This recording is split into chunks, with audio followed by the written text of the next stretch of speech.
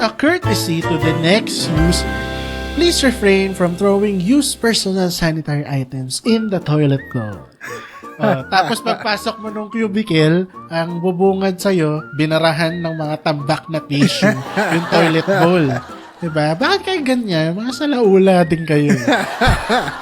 Mga wala respeto, no? Oo. Basic etiquette in using public restrooms, like the ones in malls, should be common knowledge to all humans by now. Kaso hindi eh. Unfortunately, hindi.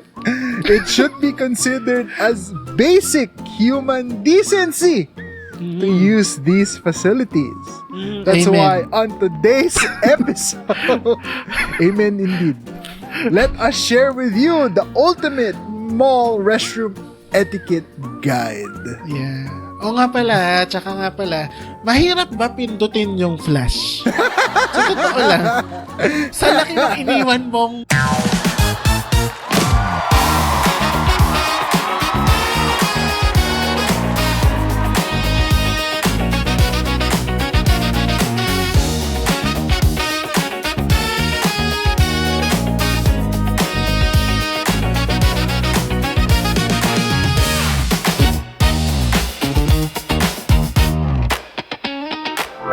Welcome back to Wait But Why, and welcome back to Crumb Society as well. I'm Yes, Stephen. welcome back. I'm Miguel, and we're back, Yes. baby! We're back! We're shooting the year of 2036. Yeah, meron kaming gusto ng tanungin. Tanong lang naman. Mapalalaki o mapababae? Oo. Very important questions. Oo. Hindi ba kayo marunong gumamit ng CR sa mall? Diba? Kasi dati okay pa eh sa mall, diba? Pupunta ka, ganyan. Yes. Pinaganda na nga ng mall yung mga CR nila eh, para maayos gamitin. Kaya Yung iba para may mo sa bidet. may bidet. Oh. May isa pa tayong episode na gagawin. Saan maganda mag-CR na may bidet? O baka ano na yung gagawin. Pero bago tayo mag-bidet, yung mga bidet na yan, hindi rin marunong gamitin. Yung iba, iniiwan, nakasawsaw doon sa toilet bowl. Kadiri! Oo. Diba? At yung toilet bowl na pinagsawsawan, kulay dilaw yung tubig. Oh my Hindi dahil mayroon ng pabango yung kinakabit doon sa loob. Hindi yun Dilaw dahil may ihi. Bastusan talaga no? Hindi marunong mag-flash. Oo. Diyos ko. Hindi marunong Porque yung mga mag-flash. bayo, debuhos lang. Kailangan ng tambo. Ay, tambo. Kailangan ng ng balde. Tabo kasi. Tabo, walis yun. Mahirap yun ipa-flash. Ang tagal ko na daw dito sa US. Hindi ko na alam kung ano yung tabo. Ano pa kasi Balde English kasi iniisip ko balde. Hindi tabo. Kasi ang English po ng tabo ay water dipper. Dipper, yes. Water dipper. Sosyal. Tabo lang yun. Sosyal. Diba? Tapos yung tabo nyo, lata pa ng nido na luma. Mga ganun. Ay, ako. Hindi kasi, nakakainis. Ayan nga, mamaya may kwento ko kung bakit. Pero, yun nga, bakit ba natin kailangan munang alamin at isa puso yung paggamit ng public restroom? Sabi nga sa script namin ngayon, with respect and courtesy. Lagi nyo nakikita yun, diba? As a courtesy or as respect to the next user. Hindi naman necessarily kailangan sa banyo di ba? Sa food court nga sa SM. Yeah. Di ba? As courtesy to the next customer. Or diner, mga Clean ganun. as you go. Kaya nga meron tayong Claygo. Di ba? Ba't hindi natin magawa yun sa banyo? Hindi, doon nga sa Claygo. Dapat mas lalo sa banyo, di ba? Lalo sa banyo. Pero doon nga lang sa Claygo sa lamesa, hindi na natin magawa. May mga kilala rin ako na, alam mo yun, nanggaling na ng Japan. Siyempre sa Japan, di ba, Claygo din doon. The ultimate Claygo country. Mas lalo na doon, yes. Ang galing pag nasa Japan, nagkiklego. Pero pag uwi ng Pilipinas, pag sakay sa jeep, hinahagis yung bote sa labas ng jeep. Pagkatapos inuman. Yung habang nagdadrive, bubuksan yung pinto, tas dudura. Yung Ay, oo. Nga pala. Calling the attention of this motorcycle rider of 5 ang kanyang plate number. Wow. Ha? Bandang Taytay. Bagong hugas ko yung sasakyan ko. Ang tintab. Tapos mabilis kasi walang traffic eh. Dumura, yung dura niya lumanding doon sa hood ng sasakyan ko. Pambihira ka naman. Kulay black na motor. Bandang Taytay. Kataon talaga eh. Mga January 11 yun, alas 12 ng tanghali, pambihira ka.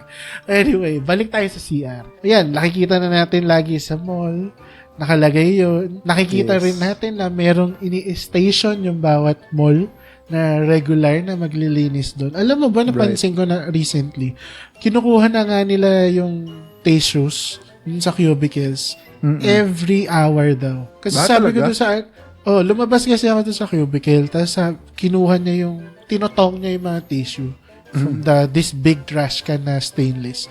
Sabi ko, hindi pa puno yan, kuya. Sabi, ayaw ho ng management kasi nangangamoy. Totoo naman. Totoo naman. Tapos, makikita mo yung mga tinapon na tissue doon. Minsan nandun sa sahig. Oo nga, magtatapon na lang kayo ng tissue, hindi nyo pa malagay ng tama. Katabi nyo na nga eh. Oo, ito na nga. Yung mga pet peeve ko eh, yung iihian yung sahig. Oo. Hindi mo ba kaya itapat doon sa butas? Laki-laki na nga ng bunganga, nakaganon yung toilet. Hindi mo, nakaganon na. Hindi mo pa rin mapasok. I mean, kung hindi, some people are physically challenged. So, baka nga naman. Pero kasi Kasi yung iba, maliit. pwede mo naman. Ganyan lang. Hindi ako nagsabi nun. Pero kasi, kahit Natatakpan daw ng buhok. Hindi na makita. Kailangan daw gumanon. Hindi, pero kasi kahit na ganon, pwede mo naman punasan, kaya nga may tissue sa banyo. Alam mo yung signage sa Robinson's Malls? Shout out sa Robinson's Malls. Hindi as a courtesy to the next user eh. Ang nakalagay, to maintain cleanliness, please consider moving closer to the toilet bowl to avoid spillage. Talaga? Yes. Pag umuwi ka, tatali kita sa Robinson's. Yun yung signage. Ang lala naman nun. The mere fact na ginawa yun ng Robinson, ibig sabihin, talagang yung ibang tao, hindi... Diba? Matatanong mo yung sarili mo, ilang beses na kaya nakita ng maintenance manager nitong mall na merong mga ihi na dun sa labas ng toilet bowl para lagyan nila ng ganung signage. Yep. For today's episode, hindi na kami masyado magpapaligoy-ligoy pa dahil medyo nagra-rundown na kami ng mga scenarios na na-experience namin. Yes. So let's go to these scenarios about sa mga WTF ka talaga. Nakita mo nangyayari to sa CR. But of course, kahit i-rundown namin tong mga scenarios na to, let's try to correct these scenarios. Yes. Okay? Diba? Huwag lang kayo tumawa dyan. Oo, subukan natin ayusin. Ayusin yung buhay nyo, ha? Pag nagsisiyan kayo sa labas. Yung sa bahay nila, wala silang toilet bowl. Baka butas lang. Ano to? Bahay kubo lang? Pawid, gano'n.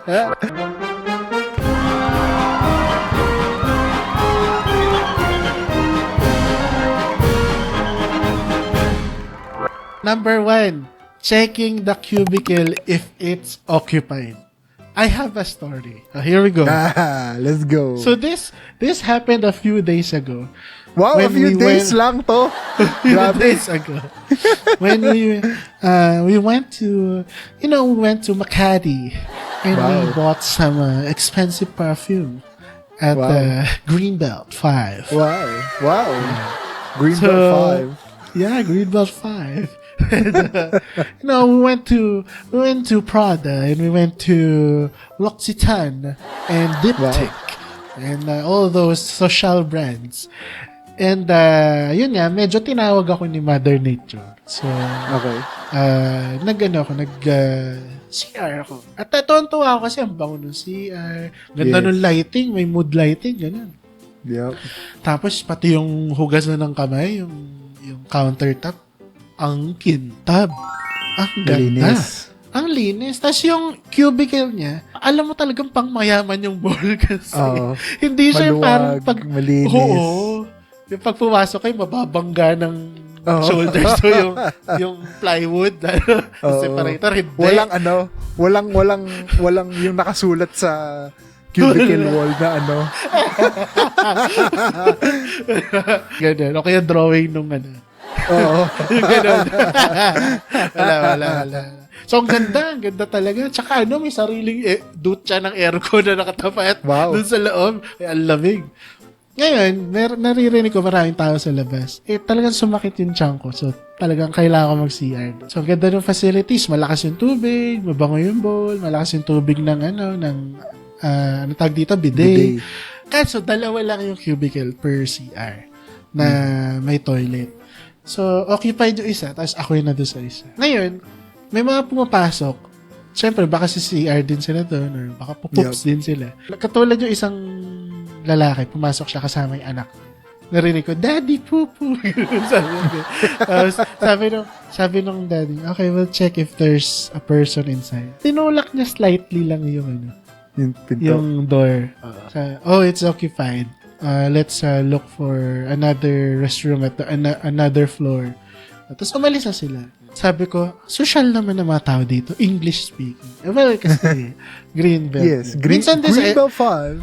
Yeah, Greenbelt 5. Ganun. I mean, sa Glorieta rin naman, nung nagsiyara ko na minsan. Ganun din. Yes. Siguro dahil Makati generally. Kahit saka magkakadikit sila So. Kahit sa Mega Mall, ganun din. Yes. So, ngayon, isang araw naman, pumunta ako dito lang sa SM malapit sa amin. Dahil nga yung tiyan ko medyo kumukulo pa rin nung itong mga nakaraang araw. Nag-CR ulit ako. Doon, malinis rin. SM to dito sa probinsya. Malinis rin, pero yung cubicle ang liit. Okay. Talaga nakaganong ka. Abot kamay mo lahat ng pader, pati yung pintuan. Kaya nabuisit lang ako kasi meron pumasok doon. Kilalampag yung yung talagang may tao ba? May tao. Galit na galit. Baka kasi lalabas na. May tao. Tapos hinipa pa ng paa niya. Pag gumanon yung pintuan, umbalog yung separation, yung mga partition, umbalog na gano'n may tao. Doon tayo sa kabila. Tapos ulit sila. Sabi ko, parang na-culture shock. Na-culture shock. Sabi ko sa Greenbelt ginanon lang tinulak lang na gano'n. It's closed. There may be a person. Hindi, dito sa SM tayo. Bag! May tao ba? Parang gusto mo sigawan na, tingin mo, nakasara yan kung walang tao. Oo nga actually ngayon sasabihin ko, usually naman, di ba? Pag nasa public restroom ka, kapag nakasarado yung cubicle, ibig sabihin, may tao sa loob. Or sira yung bowl. Yun lang naman yun Oo. Di ba? Kahit naman alugin mo yung alugin at bag. Hindi bubukas yun. Hindi bubukas. Kasi may tao sa loob. Or sira yung bowl. Talaga, kaya nag-iinit yung ulo ko Parang, ano ba naman yung itulak mo ng gentle? O kaya yung isang tulak lang na ganun. Tapos malaman mong sarado, hindi pala pwede gamitin. Talagang kalampag tapos sipain mo pang bag. Hindi pa tayo sa kanila. Squatter talaga kayo. Galit na galit Diba? Okay, moving on to number 2. Hindi nagtatapon ng basura sa tamang basurahan. Nabanggit namin to kanina Yung katabi mo na nga nandun na yun Ayun na yung basurahan, nandun na. Hindi mo naman kailangan i-itcha Hindi na, sa sobrang lapid, hindi mo na nga i-itcha. Lalaglag mo na lang. Done. I don't know if pwede ko tong ikwento. Pero kasi, hindi ko na lang sabihin ko sino. Di ba usually sa public restroom ng babae, meron yung mga, yung parang coin dispenser ng mga panty liner or I'm vendor. Yung in her case, so yun nga, papalit din siya. Pagbukas niya nung toilet bowl, ganon. Nandun, nakalutang, Wow. Tapos pula. Sabi ko, ano ba yan? Pula. Yung mga ganon, at least, yes, I guess, flush mo sa toilet. Hindi ko alam yung etiquette for women. Honestly, kasi, obviously. Pero kasi, at least sabihan mo yung naka-assign dun sa banyo na ginawa mo yun para baka mamaya meron silang tool na panglinis. I don't know. Pero kasi yun nga eh. I mean, mapababae or mapalalaki, tipong tapon mo naman sa tama. Okay pwede namang, may nakita ko ngayon mga flushable wipes, flushable tissues. Exactly. Kung nandidiri kayo na pagkapunas yung ganun or hugutin nyo, tapos tatapon yun sa basurahan, kung nandidiri kayo ng ganung way, at gusto nyo na lang punas, laglag doon sa bowl, make sure na flushable yung tissues and wipes nyo. Kasi minsan naman minsan may nagtatala po ng toilet paper na Joy. Ang kapal yun. Hindi talaga lululunin yun. Hindi yun lulubog, yes. Toilet, kawawa naman yung mga meron ako na experience isang beses, yung table napkin sa restaurant. Oh my. Yung tela. Sabi ko, lakas ang loob nito. Ay, ako. Issue ko din to sa mga nasa CR.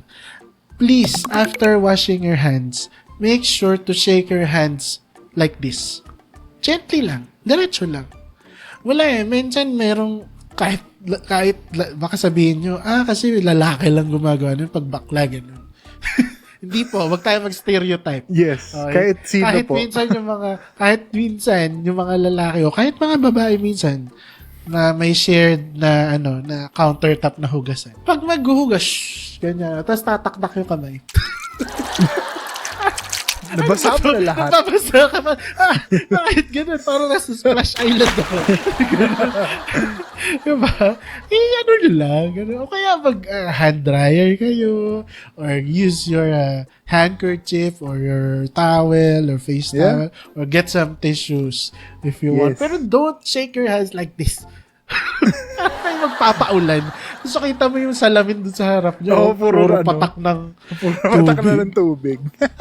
Ano pa? Meron pa. Okay, number 4 sa ating scenarios. Ito, madami akong kilalang ganito. Kung makakuha ng tissue, ang bag mo, tissue na lang. Talagang, yung tipong parang cash. Parang, yung maririnig mo na yung tissue. Ganun na yung tunog eh. Ano ba nagbibilang na gano'n na Oo, exactly. Nakakatawa eh. May nakikita din ako minsan. Dudukotin yung ilalim, gaganin talaga. Tapos pagkakuha, boom, ganyan kakapal. Nakuha. Ay, nako. Kaya maganda yung nilagay ngayon sa mga mall. Yung parang yung labasan ng tissue, parang nipple na lang. Wala nang access yung lang. Customer sa roll. Ganun lang, hihilayin na lang yan. Tapos mapuputol siya by trees. Yes. Yeah. May mga nakikita ko ngayon nagre-reklamo sa Facebook na bakit daw ganun, ang sungit-sungit daw nung mall. Ayaw daw magbigay ng maraming tissue. Kasi yun naman mga ibang gumagamit dyan. Akala mo naman yung tissue, iuwi nila. Oo. Inaabuso na nila. Oo. Mali naman kasi yun. Siyempre, overhead. Gusto ng mall, siyempre, magbibigay yan na service sa atin. Right. Kaso siyempre, overhead cost din yun. Magkano kaya isang rolyo ng tissue? Kayo nga nagre-reklamo sa bahay niyo. Tsaka hindi nyo bahay yung mall. Yun yung malaking bagay doon. Hindi porket libre is dapat nyong kunin. Oo, diba? May nakita ko yung mall sa Laguna. Ayala Mall yun. O, isa lang Ayala Mall sa Laguna. May nakita ko, may dala na yung bote na maliit na travel size. Pinapump yung sabon. Grabe. Tuka ako. Gapa. Tapos nakikita mo, yung suot naman niya, mukha naman maayos. Hindi naman siya mukhang mahirap. Kasi yung iPhone niya, naka-crossbody strap pang ganun eh. Wow. So, I mean, okay, I don't judge. Sa sabon. Kita mo, hindi ko ma-describe kung paano. Yun yung mga tipong tao na yung iPhone ko, iPhone 17 Pro Max fully paid. Tapos makikita mo ganun sa gapa sa sabon sa banyo. Sa tissue. Tapos sa tissue. Ay, nako. At lastly, ito, yung mga ginagawang meeting place. Ay, nako. Yung malls Sorry, hindi po namin masasabi explicitly kung ano yung term na yun. Meeting place. Meeting place na lang. Sabihin na natin parang Sogo or gano'n. May minsan, may mga maririnig ko na lang na sounds sa CR na parang, Tapos makikita mo, apat yung paa. Apat sa yung loob paa. ng cubicle. Ano to? Spider-Man. Apat yung paa. So, please naman, get a room. Basically, what we're trying to say in this episode is, respect is earned. Ito na. Yes. Ito na tayo sa ating learning for the day. Respect is earned and courtesy is learned. Yan, tandaan yan. Bakit? Kapag marunong kang rumespeto dahil gusto mong irespeto, madali lang din maintindihan yung courtesy or courtesya, kung tawagin yan natin. Bakit? Kasi using public spaces, hindi lang yung mga restroom, kahit yung mga upuan sa food court, ganyan. Right. With respect and courtesy and consideration for others should become our habit. Kasi, ito pa, ulit-ulit ko lang rin naman naririnig minsan sa mga ibang customer pag nakakasabay mo sila sa CI. Ano ba to? Hindi nililinis? Ano ba to? Ang baho? Ano ba to? Ang dumi? Ano ba to? Ang itim na nung pader, hindi pa pinapalitan. Actually, minsan, tayo-tayo lang rin naman ang higawan. Tapos sasabihin ngayon ng mall management, kaka-renovate lang no CR Kayo yung nagpapahid ng ano sa pansin. So, kung ano-ano yung pinapahid nyo sa banyo. Yes, exactly. Oo. Diba? Tapos, yun syempre, yung mga kids dyan na dinadala ng mga magulang. Kailangan, tuturuan po natin silang gumamit ng toilet. Hindi po yung sasabihin natin, drain yung square na drain na maliit. O, itapat mo na lang Doon na lang. Pero yun nga, as we grow up, we need to learn. Lalo na yung mga CR na mall ngayon, nagiging aesthetic na yung loob. Right. Sa MOA na nga lang Yung mga social na shell bathroom. Yung sa banyo, yung may TV. I mean, at the end of the day, with all of these public spaces, kailangan nating ma-realize na itong mga public spaces na to is our privileges. Hindi siya sa atin. It's a privilege na meron tayong ganon sa ating surroundings, but it doesn't mean we take advantage of it. Yan ang biggest lesson natin for this 2026. For anywhere, for talking to people, for public spaces, at work, respect and courtesy. Parang minsan mas gumagana pa yung mga, alam mo yung minsan sa mga kanto-kanto, mapapadaan ka, tapos makikita mo may naka-spray paint lang dun na, hoy, wag kang kupal, bawal umihi dito. Wala talaga umihi. Pero dun sa mga mall minsan, ang ganda na nung signage as a courtesy to the next user. Walang pumapansin. Palitan kasi next time dapat Robinsons, ganun yung Ayala. Baka kasi dapat ganun yung sign. Hoy, bawal umihi. Tapak mo sa bowl. Wag ganun. Anyway, that's it for our episode today. Please use the CR well at your nearest mall. And also make sure to subscribe and follow to our YouTube channel for more fun conversations. I'm Stephen. Make sure you're also following us on Apple Music, Apple Podcasts, and on Spotify. And don't forget to give us a thumbs up over there as well. And I'm Miguel, and we'll see you again next time.